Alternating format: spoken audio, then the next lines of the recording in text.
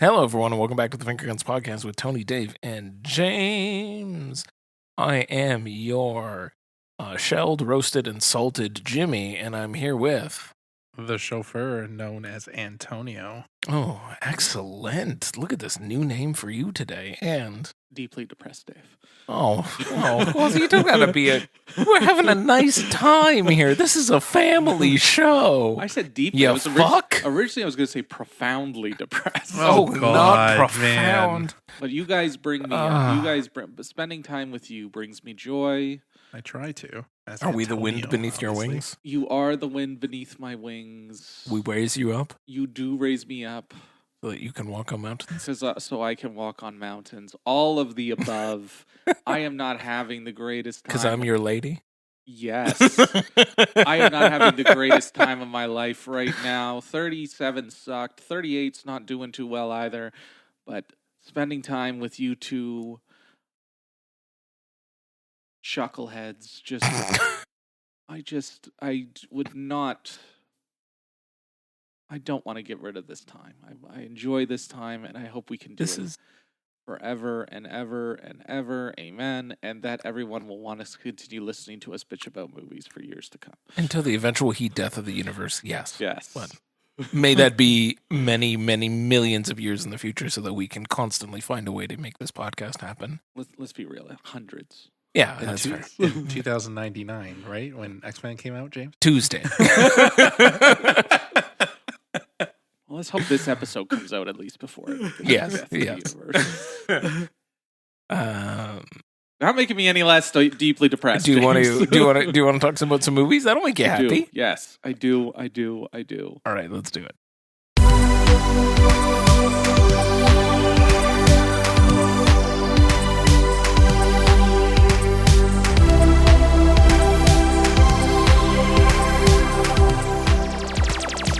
So, we've got a lot to cover in this episode. Yes. Y'all may have listened to our bonus episode that's already out. So we got just 3 sort of big banger movies that we got to talk about this week, folks. So let's dive right in. We're not going to do a best, my worst. I think we're just going to slot this movie in as best, meh, and worst, depending on how we land on it.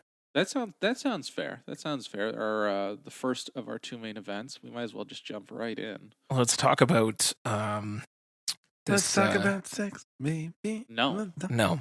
Especially not with you. Let's talk about L. Ron. That's fucking rude. I don't want to talk with Antonio the chauffeur about sex, baby. Listen, You don't know what he's seen, Dave. That's I've true. seen some shit. I bet you have seen Damn. some shit. Listen, my wife's birthday was this past weekend. I took her to Niagara-on-the-Lake. I chauffeured her and all of her drunk friends Beautiful. to wineries and stuff. So it was just me and a bunch of drunk white women.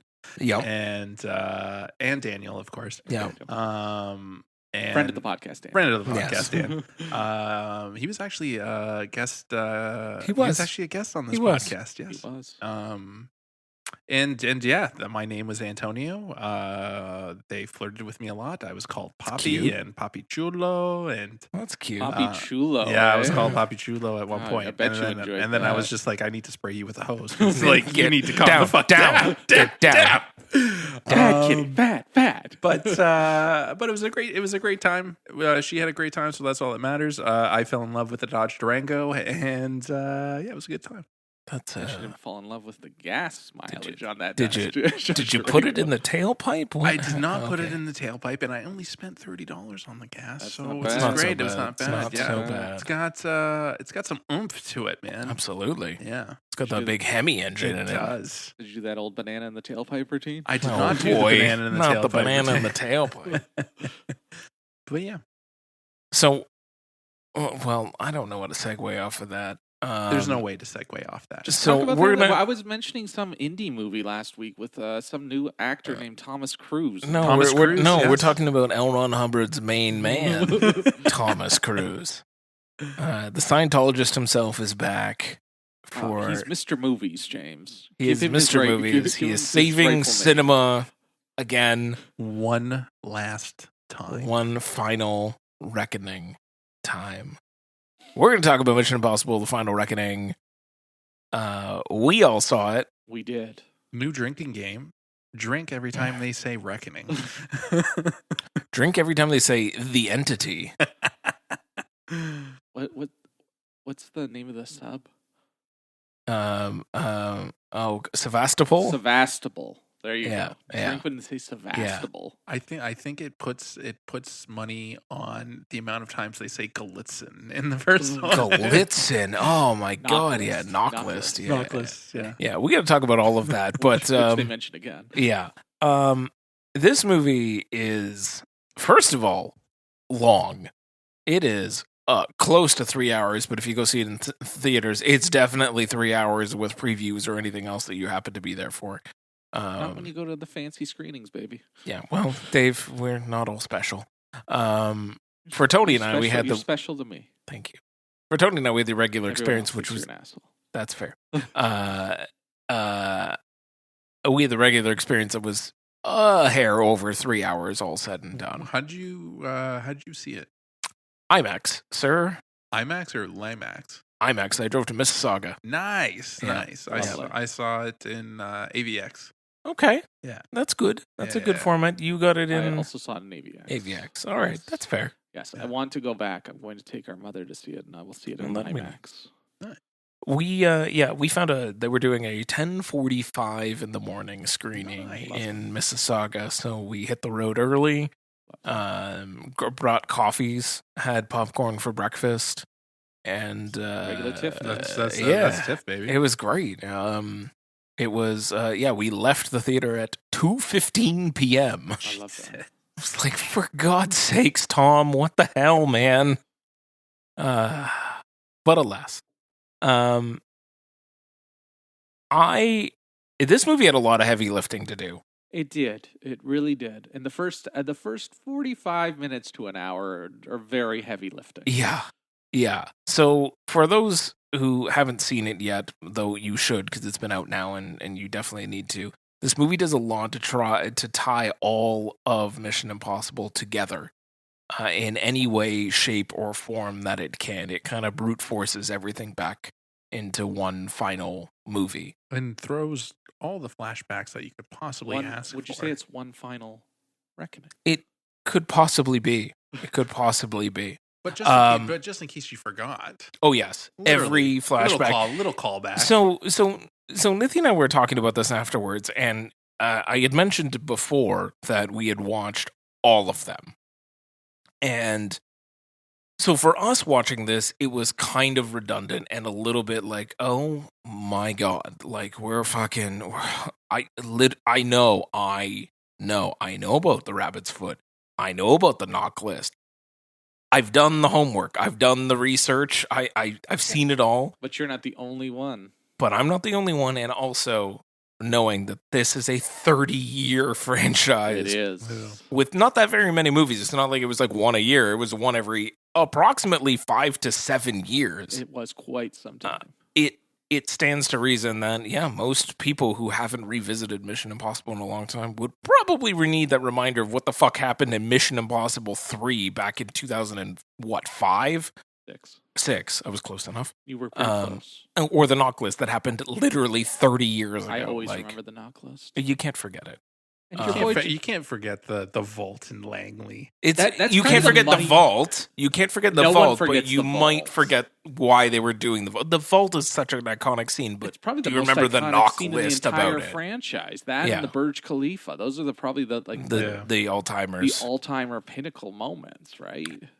Yeah, I would say I would also put that up there now with the skydive in Fallout. Halo jump. Sorry, skydive, Halo jump, that thing in Fallout, and also him hanging off the side of a plane in the fifth one, where he's just fucking strapped to the side like an insane person. There's something I think it's just because it's De Palma. De Palma's just. We'll because I want to talk about the first one. Okay, because the De Palma of it all, I think that's just what seals the deal, right? Yeah. But either way, they do come back to that. Heavy in this one. Heavy. And your boy John Voight. At least he's mentioned. Your boy John Voight. He doesn't have to show up, except in flashbacks, I guess. There's a couple fan servicey moments in this where I'm just like, okay, I don't like that.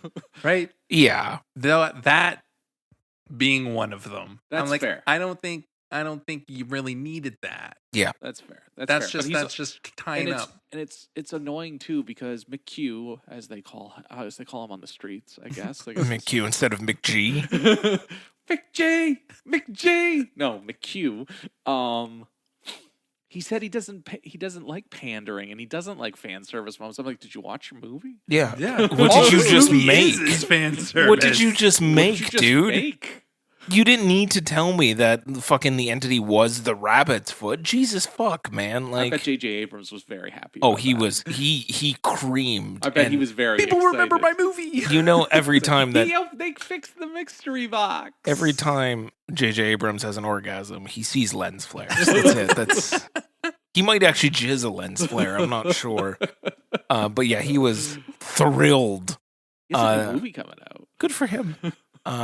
Yeah, I'm sure he's thrilled that they plugged his plot hole from Mission Impossible 3. His MacGuffin. Yeah, his literal just MacGuffin that everyone just chased around.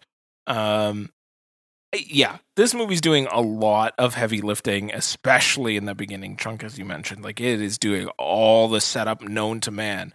But really, this movie is... And it's all down. And then they also pare down so much of it with like a fucking clip show in the middle. entity. Yeah. He's Yeah. like, I'm just gonna go in here and just see. Oh, yeah. This seems comfy. Oh no. Oh, boy, yeah, let's just climb aboard the entity. Yeah, and then, yeah, you're seeing all the things play out anyway. And you're like, all right, what is this? Like the opening credit crawl that we usually do? Weird. Like, It's strange. It's weird. It is strange, and it is taxing. If you're not on board, it takes a long time to get through it. This movie is really just like small, crazy action sequence, a long amount of people talking either about the action that just happened or about the action that needs to happen next. And then that action happens. And then a long bit of talking about what needs to happen next. And I then didn't think it was that long. The second time was a long time. I guess. They broke it up a little bit, but there's still just so much plot lifting that needs to happen in this in order to move it along to a point where you're finally at the end and it's like, all right, and go. And then when it hits go, it's nonstop. It's nonstop. Yeah. This movie was stressful to watch. It was. I wish I said it in my Letterboxd review. I wish I had an inhaler because there were points where I was white knuckling it. Yeah. There were other points where I just forgot to breathe because I'm just like, What do holy you mean? fuck. Yeah, I know. Right? Pulling a Dave at that point. Yeah. Because I'm just like, That's holy, what Dave feels like. yeah, like what the fuck? Like my heart's racing. I'm just like, Yeah. Jesus Christ! Like they're dedicated. Mr. Thomas Cruise, he is dedicated on solely bringing entertainment. Absolutely. Right? Yeah. And like these Mission Impossible movies, like they fucking deliver. Yeah. Like he constantly one-ups himself. And I didn't know that he could one-up himself. And sure enough, you get the biplane scene and you're just like, I want to know, okay, what is practical and what is CGI? I know some of it was CGI and some of it was on the folly. Not as much as you think. I wouldn't doubt it, but I was trying to figure it out. I was looking much as you think. I wasn't looking at him. I was looking at the background. I was looking at the images to be like, okay, like, is there a flat surface? Like, this doesn't look flat. Like, come on, Thomas. Like, what are we doing here? They've been putting out videos for the last few days, last few weeks, kind of just showing just snippets of it because they realized the error they made last time where they showed it so they much. showed it so much, and they hyped it up so much. So when it finally hit, you're like, yeah, that's cool. Okay. Yeah. I've seen it. I know how you did it. Like, at least this time, they prepped you, and they're like, yeah, there's a biplane thing. But they didn't show the whole thing in the trailer type thing. Yeah. And then now they're kind of piecing it out in piecemeal, and you're like, how did they do it? It's like they're showing you how they did it. Yeah. Single point contact in the middle of his chest only to the biplane. The only thing that is CGI in that whole bit is that there is a guy flying the plane for him who is wearing an entire green suit. That is it. That makes sense. But he's no parachute. There's no CGI parachute. They're not removing a parachute. He did not wear one. He had one strap to his chest so that he had free movement so that he could do anything that he wanted while strapped to he moves between the two planes on his own. Yeah. Like he freeballs it. He's insane. He's insane. Yeah. So yeah, Surely that all you're like happens. risking it with like I saw an article today that 30% of Final Reckoning's budget went to him, and he's made 600 million across all the movies. Yeah, and it makes sense when you're putting your life in that much danger. Yeah. Okay, 600 million. Yeah, you deserve that. Okay. How much does it cost to insure Tom Cruise? Don't ask that these question. days? You don't want to know. Like, I want to be a fly in the wall in that. We're all like, what are they again? They make a Mission Impossible 9. It's like, you know what? We don't think we have the budget for his insurance. Yeah. Tom, you stay home that day. Yeah. But you know what? He puts in the work constantly. He takes his shirt off and he's in immaculate shape, putting everybody under his age to shame. Him running around in his little fucking undies. Oh, man. Yeah, that fight. Excellent. Man. Oh my god. That was a good fight. That was a good fight. I like very good fight. I really like how they do the action choreography, right? Yeah. Because like you can easily fuck it up with too much cutting and stuff, but they let it breathe so that you see that, like, you know, he's actually like doing the movements and stuff. Yeah, there's a little bit of stunts here and there, but like, you know, while you're still following the story along. Like Exactly. if more of the movie was kind of, again, still pushing the story forward while giving you action sequences and didn't stop dead in its tracks to explain shit to you, it would have been even better than it was. But it stops a bit. But I did like that scene because that fight is happening and you're also cutting to this bit going on over here and this other fight happening over here. Like there's multiple things happening concurrently. And you know that there's like a ticking clock. You know that the whole movie's a ticking clock. Yeah.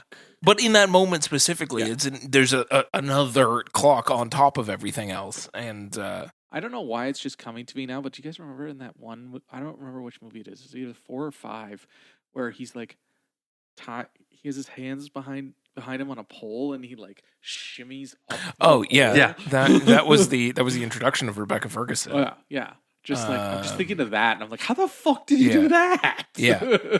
Well, that was funny too because it what's weird about that is the first shot when he's tied up and they're about to start this torture sequence. The very very first shot when you're introduced to the scene is overhead, and you're just immediately like, why is that pole cut off? Like. No one puts a pole like this anywhere. Why is it cut off like this? It should be connected to the ceiling. And then you're like, oh, that's why, because he needs to get off the pole somehow. Movie's got a movie, James. Yeah. Movie's got a movie. There is a lot of people that show up in this. Yeah. And first of all, no Rebecca Ferguson. Yes. Rest in peace to Rebecca Ferguson's character. She's long gone. She is dead and buried. I'm assuming at the bottom of a river in Venice. Also, we lose another character in this pretty quickly on. At least they don't feel like they got fridged like Rebecca Ferguson. True. did. This was like truly like it happened. Oh, yeah, but you still feel their presence in the film, and they still have an impact on the film. And we don't really even have to say who it is because you can probably piece together who it is. It's one of 2 characters. Yeah.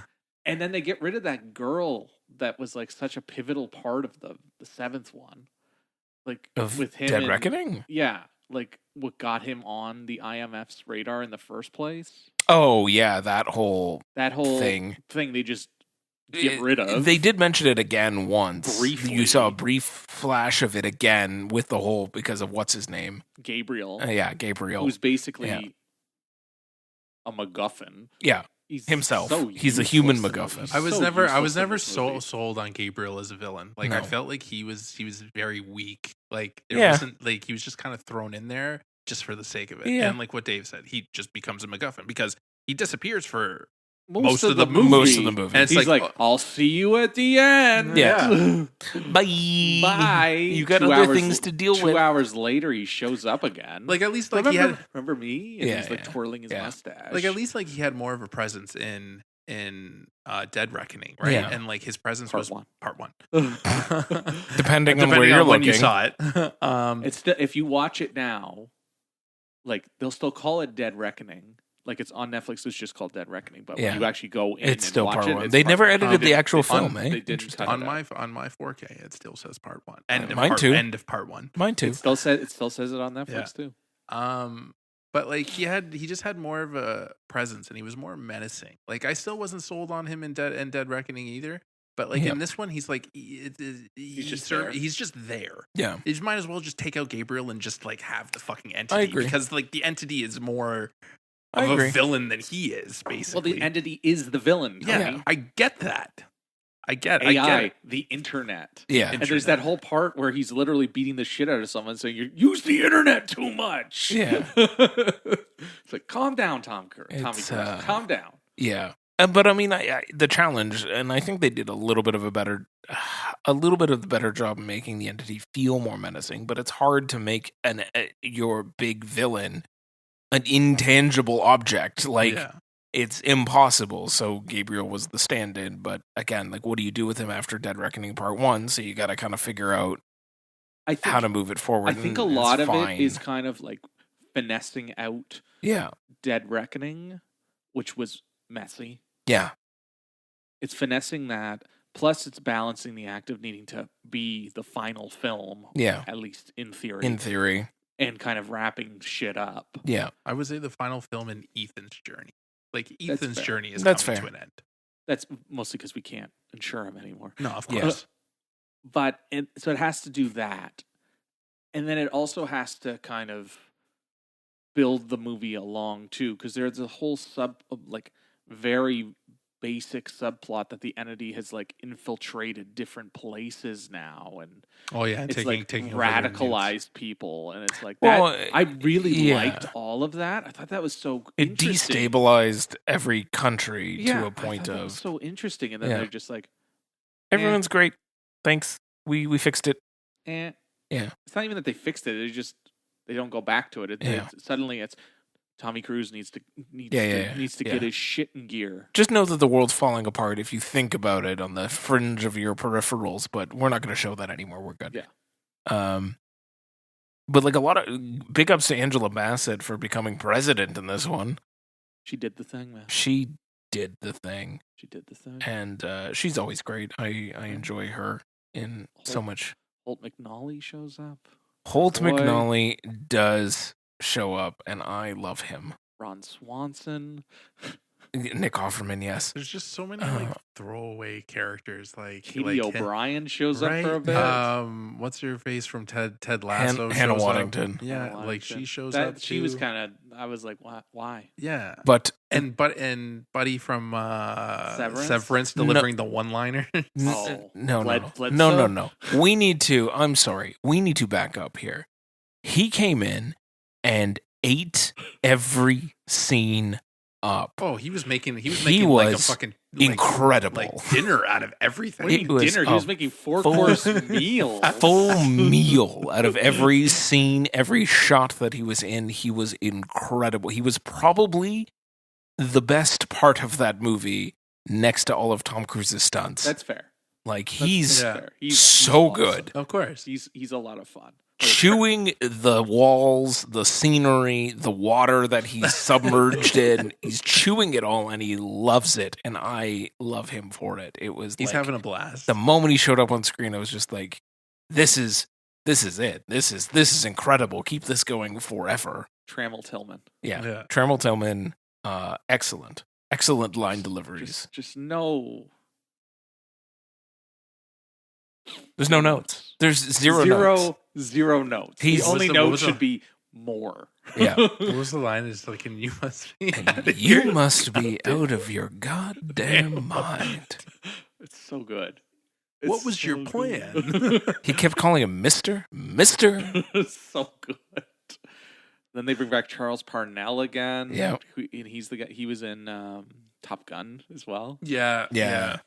And also, can we also Top Gun vet, Greg Tarzan Davis? Yes. Can we also briefly talk about the moment that the movie turns briefly into Top Gun when they land on the aircraft carrier and you have to watch like 6 fighter jets take off, and I'm like, where am I? Is this Maverick again? What am I watching? Maverick, Pete. Jesus. I was like, what the okay, Tom, we get it. We know you were in Top Gun. We don't try to connect that franchise to this now. It does a lot. It's doing a lot. through. I dug it. I was on board the whole time. I know I'm kind of saying that there's some long exposition. I didn't care. I was still sitting there. I was like, give me the good stuff. Give me the good stuff. Yeah. I'm on board. There is someone else pointed out on Letterboxd, but it was a brief spoiler I had going into it, but it legitimately happened, and I was giddy with glee. But there is a full 20-minute sequence of nothing, no dialogue whatsoever. So good. And then the only 2 words that are uttered are missile tube, and it is, or torpedo tube. It is excellent. The moment it lands, because I knew it was coming, I'm like, oh my God, when is it going to come? And he just looks at it, and I'm like, oh my God, he's going to say it. And he's like, torpedo tube. There's no need for him to say that line. They could have left it completely silent. We know it's fucking torpedo tube when you opened it, and a torpedo fell out at you. Like, it reminded me of Bruce Campbell in Evil Dead 2, where he says work shed. Yeah. There's 80 yard in the background. Yeah, like, why was this here? It was a great tense, like that entire thing in the Sevastopol is incredible. Awesome. It's awesome. And it's just kind of like the air kind of comes out a little bit. You get to like let out a little bit of breath from all the air that you've been holding for that entire segment that he's been under. And you saw it in IMAX, right? I did. So it gets bigger as he turns, right? Yeah. Yeah. Yeah. Yeah, because I heard that it he does it. And he does it once and it just and then you're at so full. Fucking cool. It was insane. And then they obviously like that, seeing that whole camera technique that they did in Fallout, where they like fix the camera and the water rotates. Oh yeah, and doing that again in this was insane in IMAX. I love seeing that shot in Fallout. Yeah, that's such a cool shot. Yeah. Look, I agree with you. There's a lot of nonsense in this that it's trying to accomplish. It is overly long for a Mission Impossible movie. But at the same time, God damn those stunts. Fucking Christ. It's all worth it at the end. Yeah. It's all worth it. You're like anybody who has complaints about the top half, like you just don't have them after that. Yeah. Like you're just like, everyone said this movie's action-packed. I don't get it. Yeah. And then it's nonstop. Like, it just keeps going and going and going. And there's some silly nonsense, like, why is Haley Atwell diving in the ice with absolutely no gear on whatsoever, just so that it's boobs? There's no reason for that. Complaining? There's no reason for it. Why are you complaining? I didn't like that they basically used her to fill in the void for Rebecca Ferguson. Yeah. Well, they kind of did that in the last one, too. They planted that idea in the last one and then just fully had to do it because when you see the two characters, she's just basically Rebecca Ferguson. Right? She doesn't bring anything new. Don't get me wrong, right? She's a great actress, like her a lot. But when they use her less in this one. Exactly. But like you're just introducing a new person when you could have. And I might just be biased because like I watched 5 through 7 before all the McHughes beforehand, right? So I just saw Rebecca Ferguson develop, right? And I really liked her fucking character, right? And it just I just couldn't look past it. And it was just kind of annoying because like it's just like, wow, you just replaced her, and then like it just like undercuts like her death so much more because it's just like it was just you biffed it, man. Like, she was a great character and you got rid of her for no reason. Yeah. I think they got rid of her because she didn't want to do it anymore. Well, probably not. But like she was getting more popular, and she was also like she was doing her own thing. Yeah. She was doing her own thing, and it's like Tommy Cruise is like, I want you to do this, and she's like, maybe not. Yeah. I love you, Tommy, but you know who they should have brought back? Bogdan. Oh yeah, Bogdan. Who's Bogdan? He was when they do the prison break in Bogdan. Bogdan is so great. I love him. They never brought him back. He should have come back. I like that nobody felt really undercut in this one. Like they used Haley a little less, which was fine. I like Palm. I thought Palm was great here. I also liked Palm was awesome. I also liked that they left for Palm. She literally exclusively spoke French. Oh yeah. Occasionally redundantly, like she would just repeat the same thing in French. I'm like, you couldn't write anything else for her, but okay. But I did like that, like, everyone else just spoke French to her. Like, it was just, she speaks French, we speak French. Okay. Yeah. Oh, Like, of course. No, but like they Yes, could have, no, they I could have taken a understand. lazy way of like, oh, she learned English, or I no, understand. she's going to communicate in English now, sort of thing. I understand. There's definitely spots that are messy and have been oversimplified just to make it go a little quicker. Yeah. And then other parts that are just a little too complicated. And you're just like, well, yeah, this is a Mission Impossible movie. Of course it's fucking stupid and complicated. Yeah. It's not supposed to make a lick of sense when you think more than 3 seconds about it. And then there's just all this balls to the wall action. Yep. And I just think it's a really well-rounded movie. It's not as good as Fallout. Like, Fallout is also the on pinnacle. the pedestal, and I think it's an incredible piece of action cinema. And Yeah. I still think it's the best film of that franchise. Absolutely. But I think it's also getting a bad rep with some people that wanted it to be something that it's not. Yeah. Yeah, I had a great time watching it. I still thoroughly land on it's good. It's not great. It's not the best. We know what the best is. But it's a good time, and it's still a good experience. And if you can find the largest screen to see it on, go do it, because like the stuff that is filmed in not full frame IMAX, but bigger IMAX format, 190 IMAX. Yeah, is incredible to behold. And like, you're seeing a man push himself to the limits of what he is capable of for your entertainment, and nobody fucking does that anymore. And he's still out there doing it, so it's still a good time. It's still worth your money, and it's still worth the seat. Like, my theater was fucking packed, and we had a great time. People were laughing. People were on the edge of their seats, gasping. Like, it was great. It's a big screen action movie banger. Yeah. It's one of those movies that you watch, you're like, oh yeah, this is why we went to movies before. Yeah. This is why we didn't just watch them on Netflix. Yeah. I'm very much excited to looking forward to seeing it again. Yeah, I definitely want to see it again too. You want to talk about De Palma, and I assume Rolf Saxon. Yeah. Because we have not mentioned Rolf Saxon at all. Do you want to finish off on your thoughts on it first before you talk about De finish Palma over and your Rolf? thoughts. So you guys. So overall, I thought it was a great movie. It's messy. Some things worked, other things didn't. There's a bunch of fan service things in there that I didn't really like. Jon Voight, obviously. I think that was just shoehorned in for the sake of it. And It I was. didn't like it. The flashbacks really pissed me off too. Especially because the rest of the franchise isn't so flashback heavy. Yeah, exactly. Right. Like, I get like you're trying to do the tribute to the 30-year franchise and everything, but like we don't need these callbacks, right? If you're a fan of Mission Impossible, chances are you remember them. Even when even not rewatching them, seeing the certain things, yeah, I know exactly what you're talking about. You don't need to fucking throw it at me. I don't need to see Emilio die for the 5th millionth fucking time. I was sad when Emilio died the first time. I'm still sad that you keep fucking bringing it up. Yeah. Especially because, like, in Fallout, you find out that she's like Max's daughter, right? Yeah. Yeah. And like, if you don't know who Max is, it's like tough fucking luck. Tough shit. Exactly. Deal with it. And you guys Also, what happened to her? Yeah, she's not in it. Yeah. They just threw her in the bin. I love Vanessa Kirby. Yeah.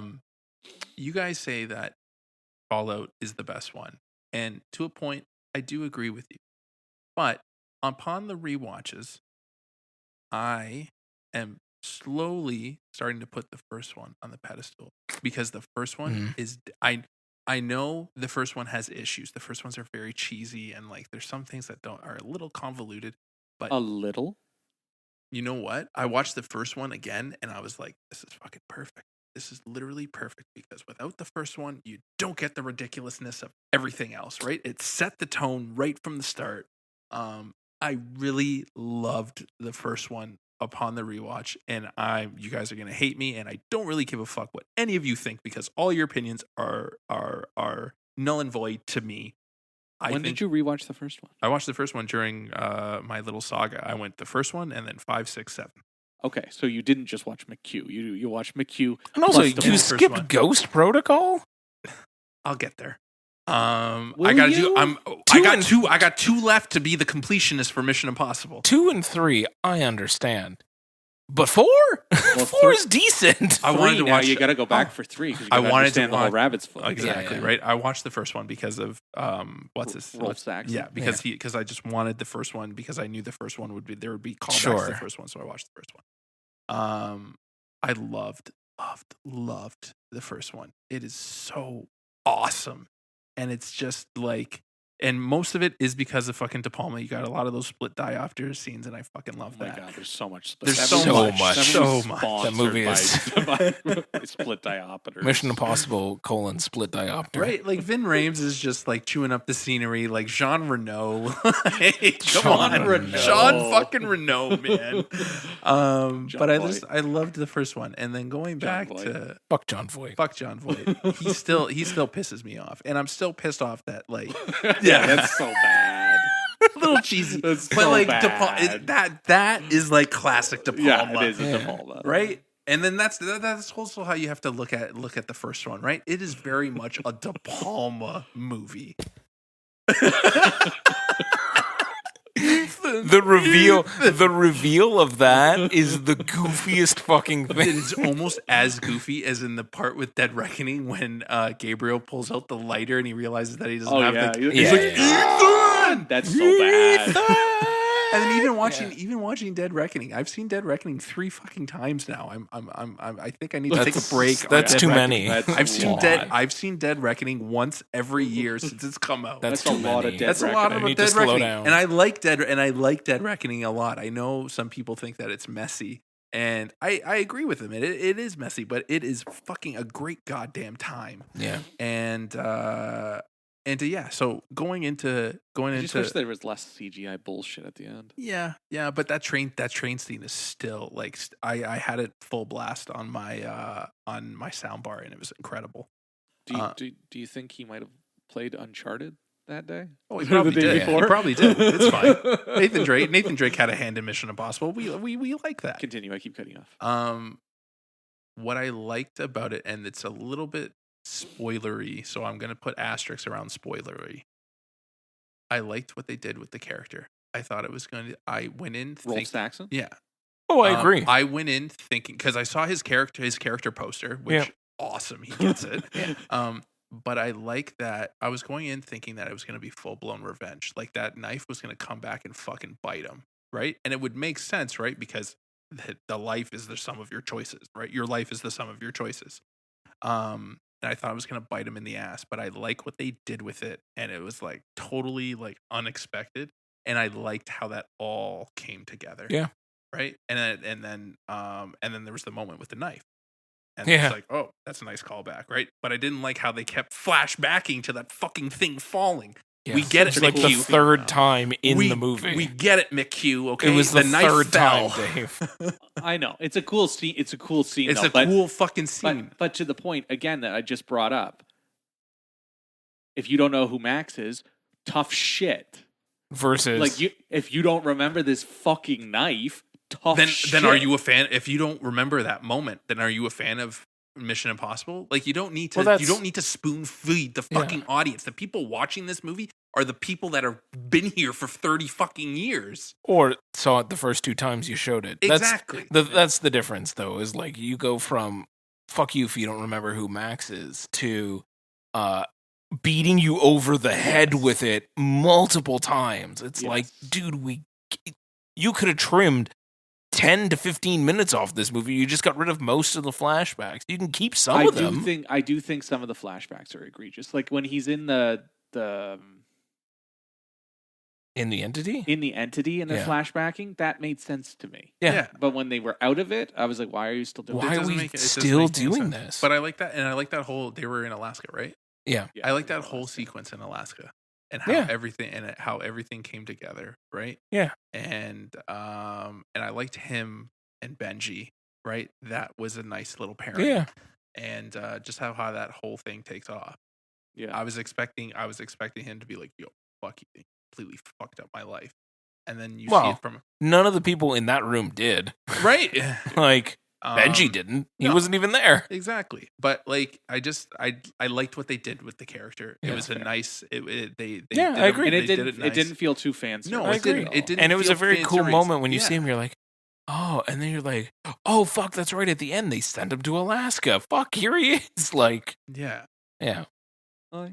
And just his like entire outlook, right? Like you think this guy would want Ethan on a platter, and it's just like, no, like you made my life better. Yeah. Can I just say I saw this online later. There's like a stack of VHS tapes or something behind them when they're sitting on the couch. Minority Report is one of them. Hilarious. That's fucking awesome. So in the Mission Impossible universe, Tom Cruise exists. Wow, and he's a dead ringer for Ethan Hunt. He's a dead ringer for Ethan Hunt. But that's because Ethan Hunt doesn't exist. That's true. This is true. That's now Ethan Hunt's regular life. He just goes back to being Tom Cruise. That's his cover. There's just so many layers. Just layers. Layers. It's It's like an onion. Layers, man. Just layers on layers on layers. But yes, Anyway, it's a recommend from me. I think recommend it's a from recommend. Dave. It's a recommend from Tony as well. Yep, for sure. Go check this one out. But moving on from this, so that's one of our main topics. We'll get back to another one, break it up a little bit here in the middle. Tony, dealer's choice, buddy. Do you want to do some screeners or do you want to do a Shudder Minute first? Let's do a little spook. All right, little Shudder Minute. Evil lurking deep inside, its darkness knows no limit. So listen closely if you dare. This is the Shudder Minute.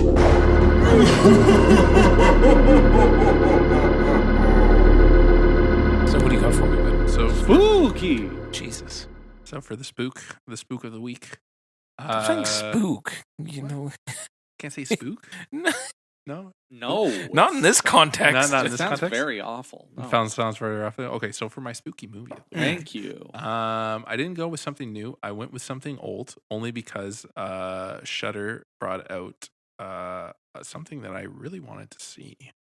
They Go just released. The Jackal. The Jackal. It's Jackal. This would have been good for our 1985 retrospect. The 1985 classic Japanese anime called Vampire Hunter D.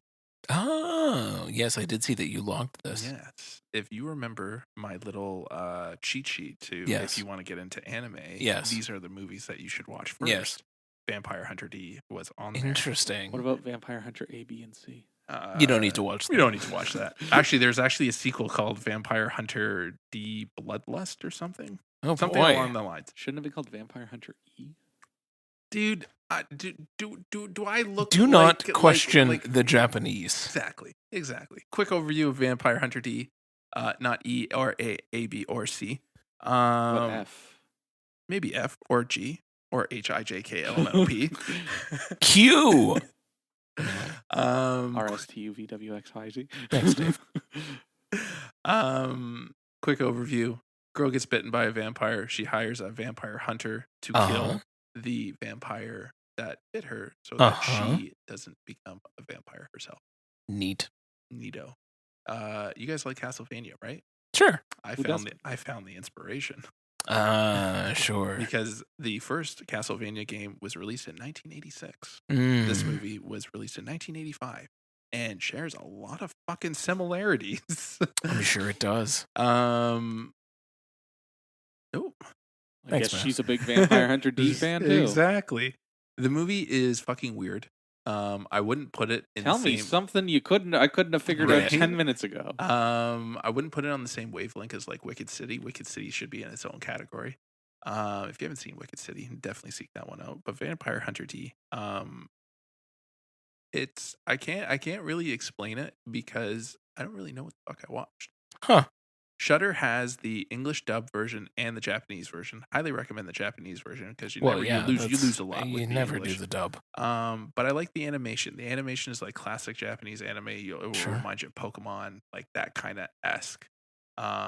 It wasn't as violent as I thought it was going to be. It is wild at times. Like this vampire hunter has like a face in his hand that like literally just like absorbs people, like just like Oh. takes like wind and fire and stuff, and then all That's of a sudden like fun. his hand gets cut off, and then it's like finds its way back to its body. That's fun. As you That's- do. As you do. Overall, I didn't think it was like amazing, but it was definitely a sight to be seen, and it definitely like sets the tone for anime, right? Like it will remind you of like Akira, Ghost in the Shell, that kind of thing. Yeah. So I really like the animation towards it.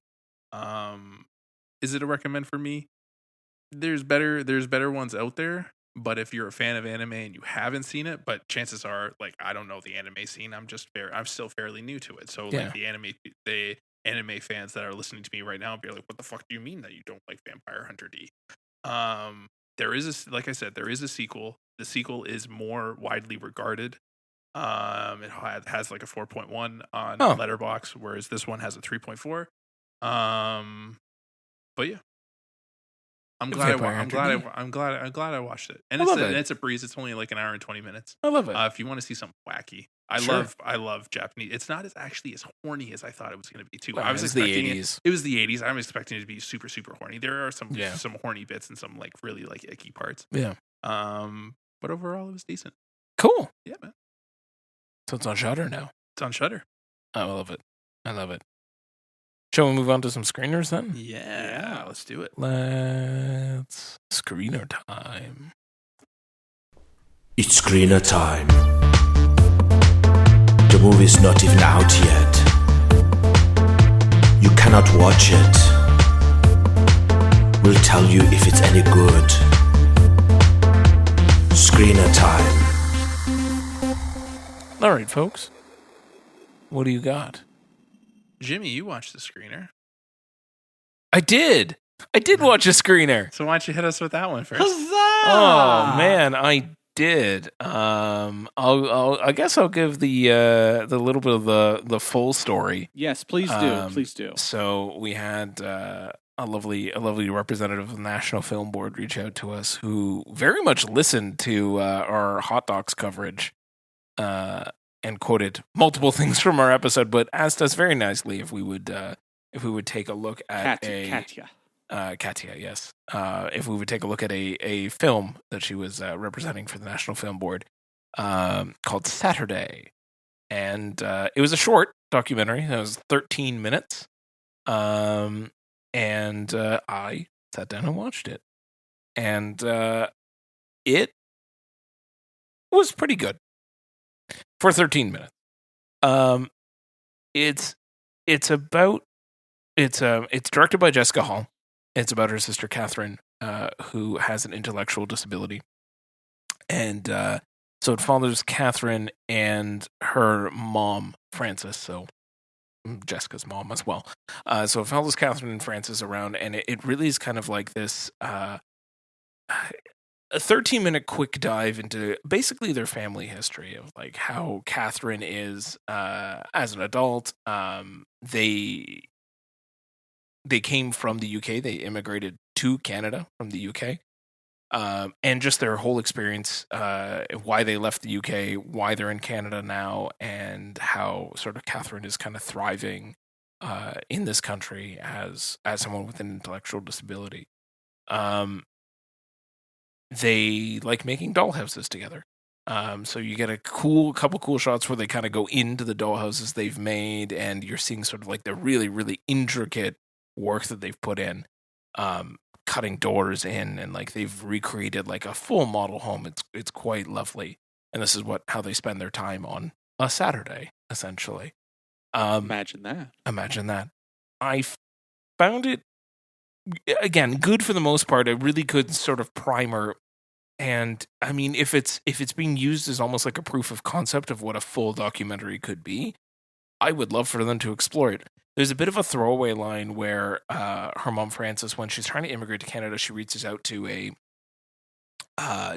charity, a group that helps families with children with intellectual disabilities as they're trying to immigrate. And it was like apparently a very discouraging experience. Like, you know, you're not going to be able to find a school. You're not going to be able to get a placement or a home or something.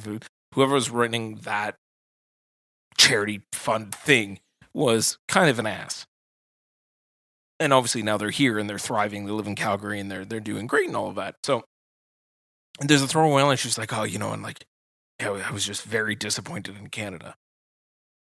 And that's they just move on and like they never revisit that. And I'm like, okay, but there's so much here in this 13 minutes that I just wanted more of. It's not enough time for all the things that you're trying to say. It's you're focused on a lovely Saturday between a mom and her daughter, and what their life looks like, and how fiercely independent Catherine is against all odds and everything else, but it's focused on too many things. It's telling how they came to Canada. It's telling the struggles that they faced in the UK and getting into Canada, but it never has enough time to do anything with it. It's just like, yeah, it happened. Okay, so what's the point? Like, what message are you trying to convey? If the message is just, hey, my sister's pretty cool and she lives a very rich and fulfilled life, and we struggled a bit as a family coming to Canada, but we're doing pretty great now. It succeeds on that part, but I feel like I wanted more.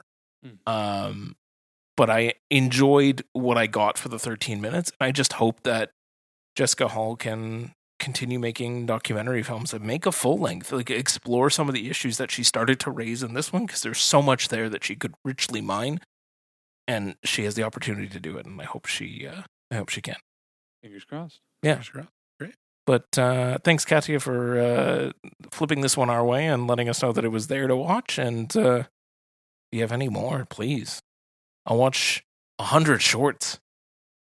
Yeah, you just want more uplifting.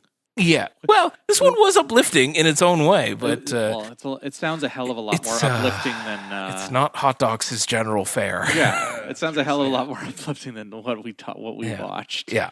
So, yeah, it's a National Film Board selection, so I believe you should be able to find it on the National Film Board of Canada website, and you should be able to watch it there. Excellent. So that was Saturday. Next. All right, let's break this up a little bit. So I'm going to do one that I watched, a little film called I Don't Understand You.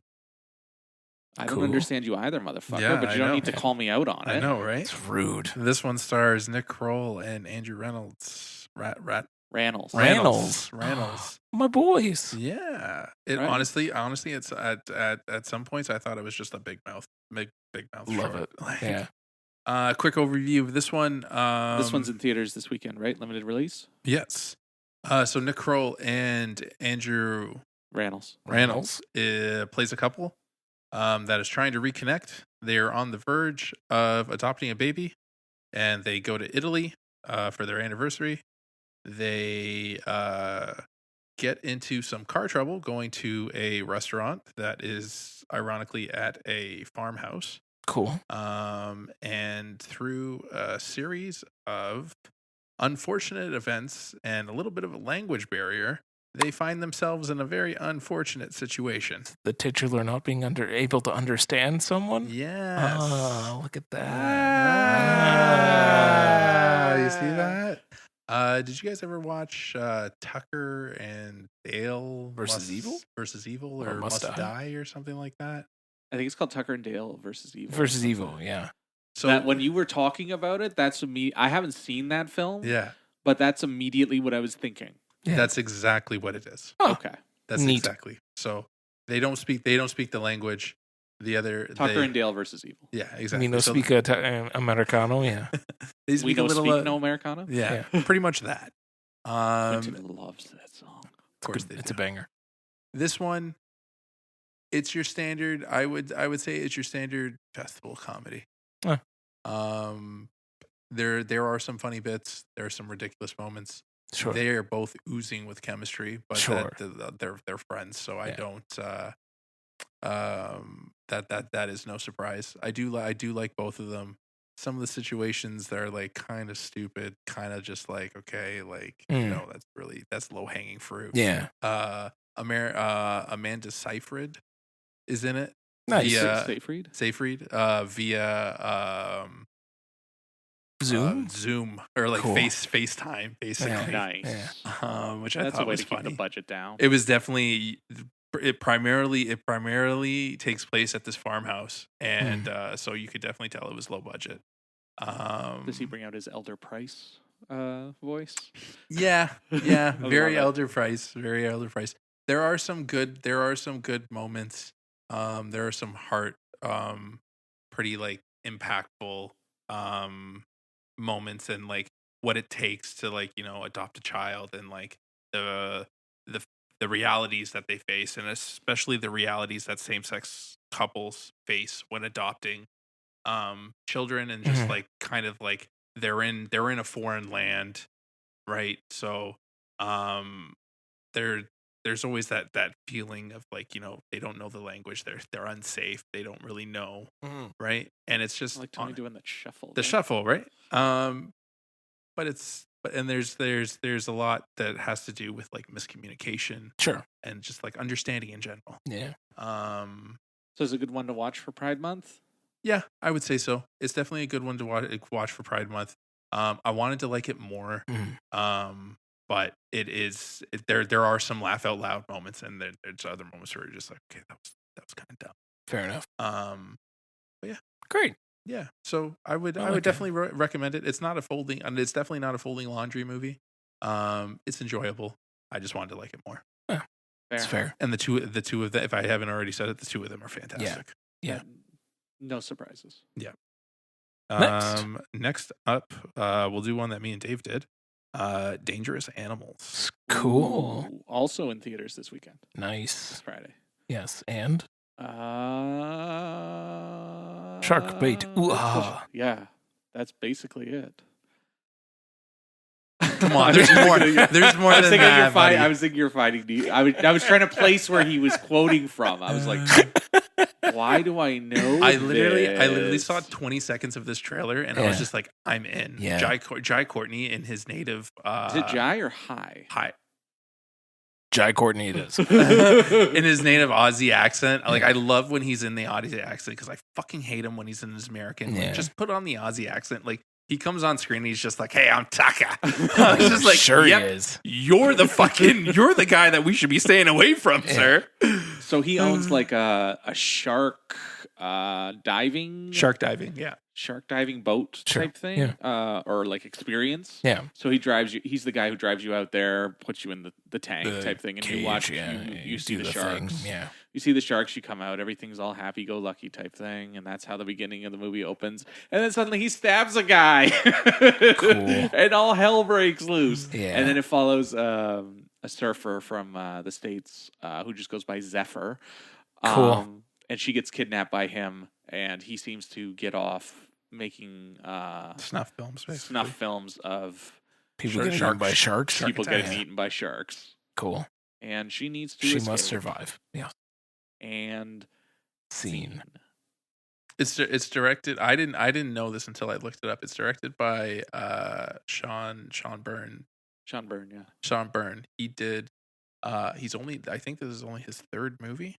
Third or fourth movie, but he did a little film called The Loved Ones, which was like a prom date gone wrong. Have you seen that? No. That one's excellent. All right. That one's excellent. That one premiered at TIFF, and there's stories where he delivered the final movie like 3 hours before the premiere. Because he was still editing it. Insane. That one's wild. He did another one called The Devil's Candy, which was very rock and roll. That one's fucking metal to the max too. Also premiered at TIFF. I saw that one. I saw that one at TIFF. All right. So Dangerous Animals is his third, according to Letterboxd at least. Dangerous Animals is his third feature length. All right. He also did a short film called Advantage Satan, which I'm good with the title. I don't need to know anything else. He's known for like grisly, like very like balls to the wall. Okay. Australian violence, exploitation, and nonsense. And to be perfectly honest with you, I thought this one was going to be more violent. It was not nearly. It was not as violent as I thought it was going to be, and I was kind of let down by that. Okay. But in terms of shark movies, I would definitely put it up there. It's not hitting Jaws, because Jaws is like the goat. It's barely even a shark movie though. It's more about him. He's the shark. Yeah. If you want to say that he's the shark, then sure, I will put it up with shark movies. But the sharks are just kind of like adjacent. They're barely he's the killer, not the sharks. Yeah. I wanted more. It's marketed as a shark movie. I wanted a little bit more shark. But that's what I would say. But he is still fucking like menacing. Insane. He's awesome. Yeah. And so like good. he's chewing up the scenery. Some of his one-liners are just like hilarious. Just some of the looks on his face. Yeah. And he's just fucking big and brash, and like somebody stabs him and he basically just like walks it off. Awesome. Right? And like it does get kind of ridiculous, like when it's very much a cat and mouse movie. Yeah. And like when she's trying to escape and he knows like all the nicks and crannies of like the boat and Sure, stuff. Like yeah. it does kind of get a little ridiculous. But I disliked the B plot. oh yeah. The B plot didn't do anything Melissa, for me. I was trying to explain to the movie to Melissa, and she like called it like right away. Yeah. They- I don't want to talk about the B plot Because the it B plot's doesn't- going to it's tell you so what stupid. how the rest of the movie comes together. Yeah. But I was just like weak. Like it's a fine movie. It was entertaining enough.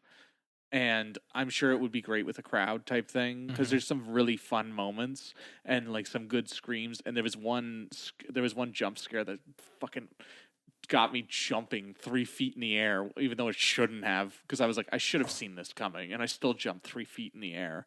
Yeah. But good sound work, good camera work. It's low budge and it does a good job keeping not going It's also like very too CGI heavy. Yeah, except for that end. The end looked like shit. Yeah, the end looked a little shitty, but the rest of it, they do a good job, kind of keeping it like narrow, the focus narrow and stuff. It's very self-contained. Yeah, right. Like there's a little bit. There's the opening. It like literally like 5 minutes, and you're like, boom, there. You're like, oh fuck, okay, this movie's not fucking around. And then there's like a little bit of subtext, and then we're off to the fucking races. And then they were literally on that boat for the rest of the movie. huh. Yeah. But yeah, he's great. I think you watch it for him. You watch it for him because you also are remembering that he's not a great actor. No. Yeah. Like he can do some great stuff. I think he has had some pretty good roles, but he's not typically a great actor. I just saw him in Jack Reacher recently, and not so good. Oh, I just remember so in It's a Good Day or A Good Day to Die Hard, and it's just not like, so good. No, Nope. man, No, it is not. Good. And even Suicide Squad, where he's playing Boomerang, like, Yeah. and that's one of his better roles, but he's still like, I like him in. Is he in Man Down with Shia LaBeouf? he might be. feel I like can't he's in Man Down with remember Shia LaBeouf. my Dito Moran. Your Dito Montiel movies. Dito. I'll look it up. You guys keep talking. I enjoyed it. I didn't love it. I enjoyed it. Yeah. It was. I would say it's pretty solid. It's not my favorite of his of Sean. He is. I thought so. Yeah, he's good. He's good in Man Down. Yeah. Man Down's not a great film, but I don't mind Man Down. It's also in Buffaloed. Ew. Oh yeah, I That did Zoe see Deutsch Zoe movie. Yeah. Deutsch movie. Yeah. That's not very good either. If you want to see a banger from this director, I would definitely go to The Loved Ones. Yeah, That one. I want wanna to watch The his Loved Ones piece de again. resistance. But this one was enjoyable. I literally saw Fair 20 enough. seconds of this trailer, and I was like, Dave, we need to see this. Sure. I'm glad I did, but it was nothing special. All right, finish it off, sir. Take us home, Tony. All right, so Country road. if you were listening to our bonus episode, I stupidly made a comment that we would come back to Donnie Yen. So Well, I'm fully you're paying it off. I'm paying off. I'm closing that loop right now. Yeah. So for our last movie of Screener Time, I have the new film by Donnie Yen that stars Donnie Yen and was directed by Donnie Yen. I am Donnie Yen all the way down. Donnie Yen. When all you the said way it was down. the new film from Donnie Yen, I assumed it was directed by Donnie Yen. Well, many people are not as Astute as I am. astute as Yes. you are. Yeah. You snobby bitch. Oh. Talking about The Prosecutor that Oh. it came out on 4K back in May. Is he a lawyer End of- that end of kicks May. End of ass? May. He is a lawyer that kicks ass. Say no more. Say less. Say no more. So I'm quick good. quick overview. This movie is about a cop that is just tired of the law not going his way. Sure. So he quits his job as a police officer Yes. and becomes a lawyer. And there's a little montage of him quitting and saying goodbye to his people and Sure. like going and looking through the books and like Sure. studying up and everything. And then 7 years later, he's a prosecutor. Great. And then it's about this one case that just doesn't seem right, Mhm. and some events that take place, and he's just like, and he's the prosecutor, and prosecuting this guy, and he's just like, I don't. Something's up. Something's totally up, and his guy and his team is just like, leave it alone, man, leave it alone, leave it alone, and then they uncover a conspiracy, and shit hits the fan, and then he becomes a lawyer that just kicks ass. Dang. It's very stylized. Donnie Yen is absolutely incredible. I went down when we got this screener, I went down a rabbit hole of Donnie Yen, and I just watched random Donnie Yen movies, and he is just but not John Wick 4. But not John Wick 4. Fuck John Wick 4. He is so charismatic. Like, he lights up the screen. He's so, like, he has a presence, and his presence is known. And in this movie, like, he's just so fucking cool. Sure. Right? The action sequences, amazing. He kicks so much fucking ass. There's this part, little bit of spoiler territory, but I'll try and make it as vague as humanly possible. He's trying to get a witness to the courthouse, and they're driving. They get hit by a car. He fights those people off, and they're like literally like running down because like there's a clock. It's just like, okay, we're gonna wrap this up. We need this one. It's like, let's hold on, right? And then they go and take the subway, because the subway in I want to say it's Hong Kong, because he does I want to say it's somewhere in China. Sure. And they're taking the part of China. Yes, it is. The British gave it back to them. I watched a Donnie Yen movie that was set around that period when the British were handing Hong Kong back to the Chinese. Yeah. And they take the subway, which is never a good fucking idea. Special Administrative Region of China. Yes. It's never a good fucking idea, because they get on the train and there's like 10 guys waiting for them, and then there's this big action scene on the train. It's fucking awesome, but it's so drawn out. It's just like a pinch under 2 hours. There's a lot of drawn out things. There's a lot of nonsense. There's a lot of like, stuff that they could have like, made it less tightened it up a little bit. But again, he's fucking awesome. I would definitely watch 97 movies of this. Sure. Aaron Sorkin wishes that his courtroom dramas were as badass as this fucking Absolutely. He could take a few lessons from Donnie Yen. No walk and talks, more like walking kick ass. Exactly. Overall, I did like this movie. But yeah, with the caveat that it is a smidge too long. And that was The Prosecutor. Nice. When is it coming out? Do we know? It's out. It's out. Came out on 4K and digital, Blu-ray, all that stuff. Last week. Last week. Love it. Last week, yes. Great. Should have been in our last episode, but we missed it. Oh, good. So, on to our the second main event. Let's be, I guess, a little bit spooky to finish this off. Yeah. We're going to talk about from the directive, creative sicko minds of Talk to Me. Yeah. We're here with Bring Her Back. Can I just say that it would be a hell of a lot easier? Raka. Those are their YouTube. Raka, yeah. That's their YouTube names, but they're like the Philippou. The Philippou, yeah. Can I just say, therapy is pretty affordable these days. Yeah. Go into therapy instead of making like how much was this movie made? Let's say like 5 to 10 million. That sounds. Yeah, it sounds fair. Instead of spending 5 to 10 million to exercise your demons on screen, go to therapy. Get a nice insurance policy. Yeah. Go to therapy and talk about it in there. Yeah. Because some people don't like going to therapy, Tony. I get it, man. Men will literally drown children in a pool instead of go to therapy. Some people don't like therapy. Some people don't. And I totally get it, but they are definitely exercising some fucking demons in this movie. Oh boy, are they ever! But let's talk about it, shall we? So I was supposed to see this movie multiple times over the weekend, and I did not feel like I was in the right place to see it. And I finally went to see it today, and I still was not in the right place to see it. And we don't need to put too many trigger warnings on it. But I gave you a trigger warning. You did give me a trigger warning, but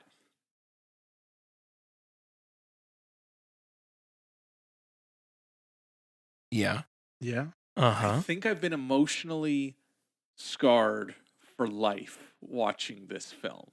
Really? They scarred us twice. I would say scarred twice, because Talk to Me was no like easy movie to get through. I That's think true. I got through Talk to Me easier because we all saw it together. We didn't did. And We Matt did. was there too, right? Yeah. You got to see it with Matt again. I did. Bring her back. I I saw did. this movie all by myself, and I Yeah. needed a hug the Yeah. whole time. I just wanted somebody. I almost went to the couple right beside me to be like, "Can you just hug me? I need to be held." Yeah. The level of nihilism in this movie is Everything it's bleak. Yeah, there's It a is good work. bleak. Just right from fucking Jump Street, man. This movie is just bleak as fuck. It begins with a dad dying and these two kids being put into foster care. One of whom is blind. Yeah. And there's all the usual nonsense and everything that you learn as this movie unfolds. I will say, and I credit this movie for it. This movie's not hiding anything from you. No. You know exactly what the fuck this movie is going to be pretty much from the moment, maybe not from the beginning, but I guess even kind of from the beginning, but the moment that they cross the threshold into an unhinged Sally Hawkins home. It's funny that we call her unhinged, but I feel like she's just putting on a very similar performance that she has before. It's just a horror movie instead. They just changed the tone. Yeah. But the moment they cross that threshold, you know exactly what this movie is going to be, and it does not shy away from it. It is pretty much into the end, which we'll talk about a little bit more later, but I enjoyed how it ended up wrapping up because it did defy, I think, my expectations of what this movie was going to be. So we've already kind of alluded to it. Basically, a young a brother and his stepsister. Yeah. He's almost 18. She's a teenager and she's blind. They're put into foster care after their dad dies. Yeah. And things are just not quite right. And things are not quite right with their new foster mom. Yeah. And their new foster sibling. There's something off about the foster sibling that they can't quite put their finger on. And then as you kind of go down the rabbit hole, you find out that something is not quite right. Yeah. And she has supernatural... She has consulted a work of VHS tapes that gave her. She has the steps to perform a ritual. Yeah, there you go. That's it.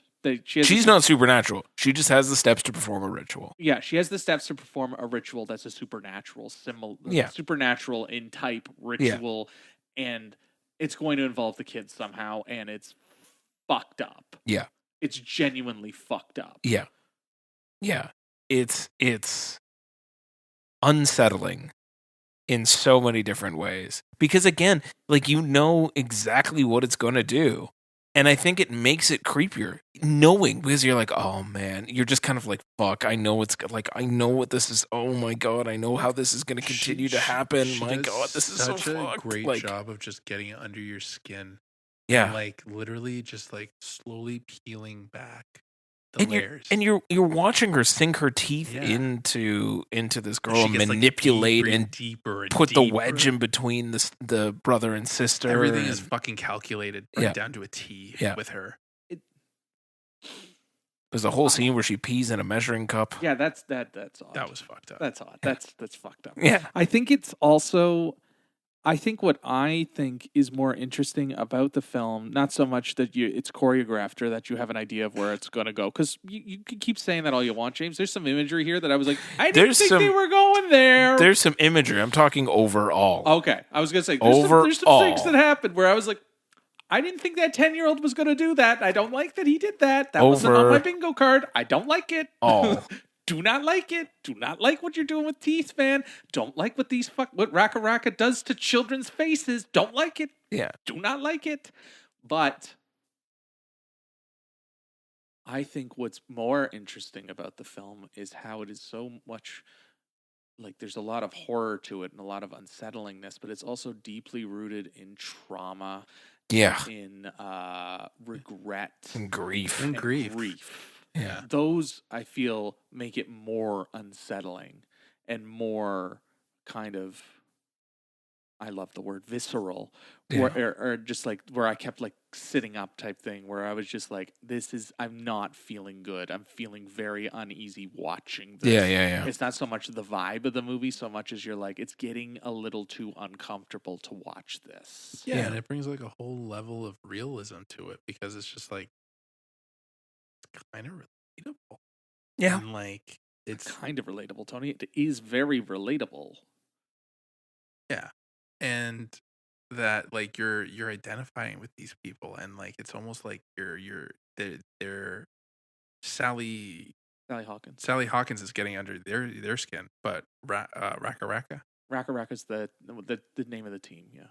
that team is getting under the audience's skin. So Sally's digging her teeth into the kids, and the filmmakers are digging their teeth into the audience because like they keep taking you, and you're just like how far down on the rabbit hole are we going to see? Like how like what where are we going? Where's with the this? line? Where's the line? And there's no fucking line. There's no line. there's no line. There's They're no like, line. You're on this fucking journey to hell, and we're fucking taking you there. Have buddy. you ever wanted to watch a 10-year-old deep throat a knife? You're gonna see it. Yeah, there was some imagery with cantaloupe that I'm just like, you know what? Yeah. I'm probably and I fucking saw it coming. Yep. I was like, I didn't see it coming. Oh, why Tony. are you handing it like Tony. that? What are you doing, sir? Tony, the because you don't see it right away, but the sound editing Yeah, the sound of is very the sort of the yeah. as like teeth are breaking on this knife, and then it cuts then to they it, and you're like, "What the actual fuck, man?" And then they fucking one up it like 30 Yes, minutes, they 30 sure minutes did. later Later. with the sound design again and like the crinkling and the cracking, and it's just like, oh man, someone was literally in there with the Foley artist fucking getting that like the teeth aren't cracking. It doesn't seem real enough. Like I Yeah. need that crack. Yeah, It's fucking vicious. yeah. The things that And- happen with Ollie are fucked. And there's the line, like Tony just said, there is no line. And there was No. a point when the movie Well, there's a jumped- literal line. Yeah, there is a literal line. There is a literal line, but And they get punished when they fucking cross that. the They do. movie doesn't have a line. And there's a moment in this movie where I was just like, where the fuck are we going now? Yeah. How much what do Yeah. you what? Yeah. Just it's fucking crazy. And Nobody is safe in this movie. no, nobody is safe, and everybody is. It is a diabolical movie, and it just. I think it captures grief really beautifully, and despair, and I think it does the kid who's kind of at the Which? center of it. The brother, his name's in the movie, his name's Andy. In real life, his name is Billy Barrett, and I think he does such a great job holding this movie up. Because Sally's just kind of on the back, on the side, like I'm fucking crazy. Yeah. But he's doing wonders. Yeah. Here. And then the young Sora Wong as Piper Yes. is excellent. She was She's great. excellent. And of course, Jonah Wren Phillips as Ollie. Yes. Just another fucking scary kid that I don't want to. Yeah. I don't want to see ever again. Yeah. Ever. Yeah. There's so much there's so much commitment that needs to be brought on by the actors in this in order to make it work, and everybody that needed to, there was nobody phoning this in. No. They are committed, and they do it, and they pull it off in a very, very great way. There's so much said in what they're not saying. Yeah. The facial expressions on all four of the main cast. Yeah. Like they're saying so much, like especially with like the mannerisms, the eyes, just the way that they just look. Like Yeah. Jonah's character, who plays Ollie, he just fucking looks at you and he is looking deep into your soul right off the bat. Like he is fucked. Yeah. Beyond Yeah. belief. I do want to ask you guys, because this was one of my only gripes about the movie. They don't really explain. Do they? Did I just miss it? They don't really explain the ritual. They more just like show you. They kind of Right. explain it. No, they They kind do. They do. And it's, if you're focused on the wrong thing, you'll miss it. But she's watching the VHS tapes and it explains out the full ritual Yeah. in Okay. there. It's, We can chat about it offline, but Sure. like that, I think you're right. I think I was focusing on the wrong thing. There's Yeah, like a because- little note at the it's like bottom. one, that says what this, they're doing. 2, Okay. this, 3, this. It's exactly 4 steps. And yeah, and then if you think about what the movie was, you can figure out what those 4 steps are. Yeah, But yeah, we'll talk about it afterwards. I'll But yeah, bring it that up was for you. a- but it is but- there. but it is there. But it Okay. is not. It's not. It's not like you're not. You No. gotta It's do a there. little bit of It's thinking. there. You can see it. You can Yeah. figure it out. You can easily piece it together. I Because think You don't have to do too much. for the Yeah. most part, I did piece things together, but I would have. they're not beating you over the head. Yeah, with it. exactly. They're not Yeah. like fucking McEwen. The Nope. right. No 8,000 flashbacks. Like the VHS ritual tapes come up right at the beginning, and then very occasionally the times that it's dispersed throughout are crucial to what's happening in the plot at the time. Yes. They're being used for what they should be used for. So they are there. Yeah, but there's a lot, and even Andy's storyline as you start figuring out his backstory Back half, yeah. and his trauma over showers, and also even that at the beginning was a hell of an opening. It makes an traumatic. impact. Yeah. It is traumatic. I think that's a good word for this movie. Is traumatic. Yeah, There's a lot to it, and it's not an easy movie to sit through. no, And it's even with the trigger warning that you gave me, it's still not an easy movie to sit It's through not. for anybody. And it's not like I think it's really well done, really well acted, looks great, Yeah. sound design impeccable. Yeah. Just emotionally, physically scarring. Yeah. It's just like it's a lot. it's a lot. Like I think Talk to Me was a lot, but I think that this movie like goes to darker It places ramps than it, Talk to Me did. I think Talk to Me was a little more tee-hee. This is not tee-hee. There's moments of tee. This movie has no tee. Yeah, but Talk to Me was more fast paced. It was like Sure. you're in it, and Yes, it's like a this is- speed burst. This is slower. Whereas this one, this is This is slower. grueling. This is grueling. It's taking its time. It's Yeah. taking its time with you. Yeah. Whereas Talk to Me is just like you're fucking in it, and You're you're going, on yeah, this you're journey to going. hell. Yeah. So I I agree. think this is definitely a theme with these guys of just taking you straight down to fucking hell. Yes, Yeah. taking you to Just in different to ways. awful circles Exactly. of hell. But Right. yeah, this movie is grueling in a good way Yeah. I agree. because it gets under you and it wants to. It wants to And linger. the payoffs are fucking The payoffs great. are great. I loved the final shot of this movie. Yeah, the final shot's great. I do like the final shot. Again, I like the way that they ended up wrapping it up. It was the one time that they could have done something different, and they did, and they kind of let it, and they gave it, I don't want to say a happy ending, but a less horrible ending. And that final shot with just the slow pan out Yeah. from the shot of the pool is excellent. I loved it. It is a great shot. It's just it is an all around. There's a lot of feels to this movie. Yeah. And it's definitely one of the more unsettling horror movies I've seen of late. Yeah. Where I'm just like, I don't like this. Yeah. And I definitely looked at my watch at one point because I was like, I can't. If I was watching this Yeah. at home, I would have stopped it. I was like, I can't keep going. I can't keep watching this. Like I was just, it just got to me. Yeah. It got to me in places I didn't like it getting to me. I mean, it is blissfully an hour and 44 minutes. Yes. So it's What not, is it? but it. I don't know if it's a blissful 40. I'm saying it's 40 blissful that it's only an hour and 44 minutes. It could be long. It could be long. Could have been 2.5 hours. I don't Not know that how I you don't know stretch it how out you longer. could have. I don't know how you stretch it out longer without getting really fucking goofy and Yeah. silly. And I'm glad it didn't get goofy and silly. And I kind of want to know what happened to the cat. I like to think the cat is fine. I'm sure he's fine too. I'm sure he's out there playing with his cat. friends. Junkman is living his best life out there. Yes. Um, The weirdness with that dog, the stuffed dog, was weird. incredible. No notes on it because no notes were given on it. It just was a dog, and now it's stuffed, and now it is here. I guess only to say that she has trouble letting go of things. No shit. Yeah. You don't say.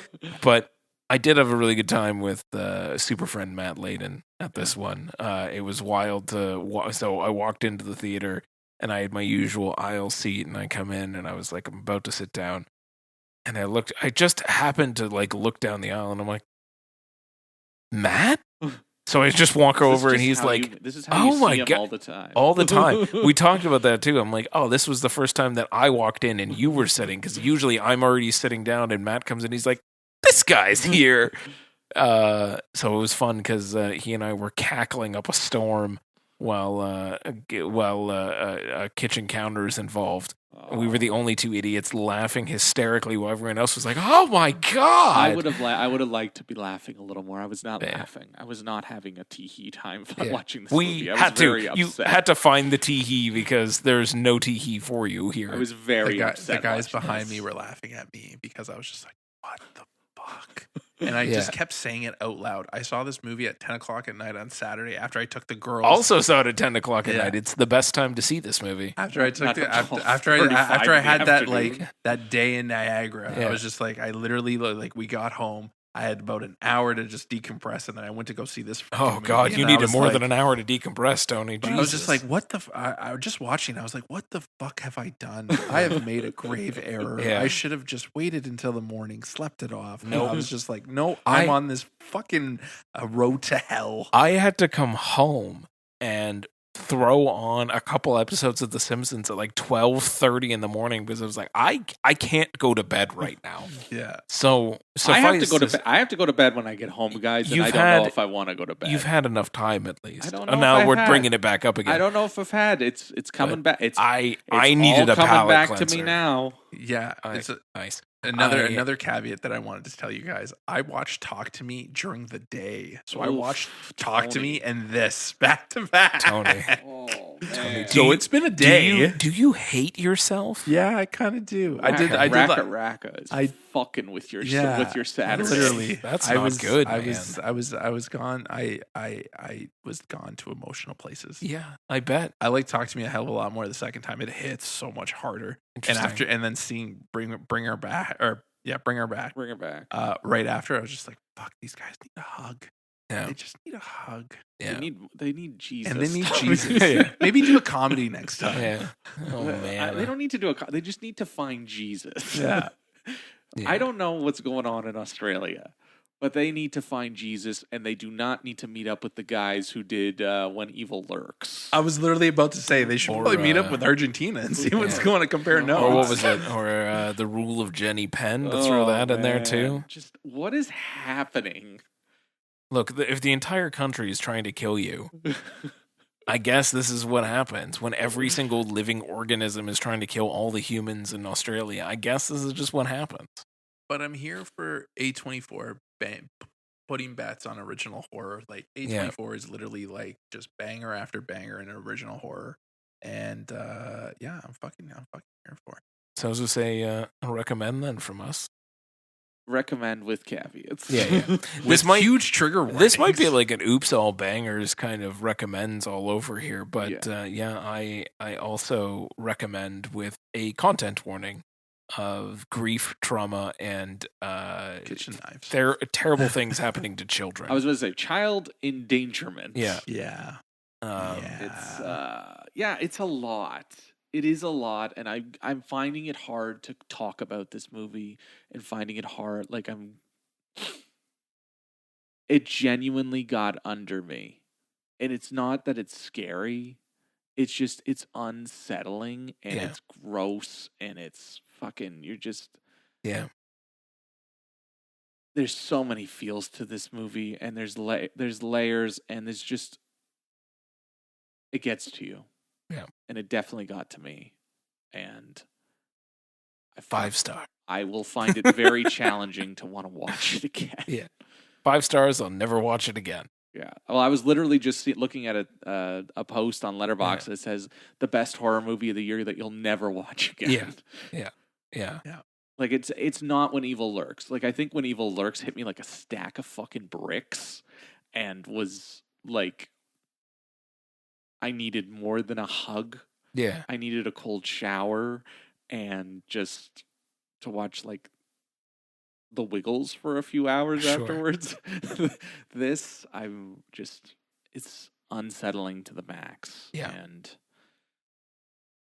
just go in knowing that. Yeah. Just go in knowing that it's going to be very unsettling with great performances and a great aura about it. Yeah. And, you might just have some scars afterwards. Yeah. But I think that about does it then for us. Yeah, I I'd say think so. Definitely, except for that last time when we subjected people to hearing what we thought of that movie that The Weeknd made. Oh, yeah, where we walked through the entire plot of the movie. Yeah.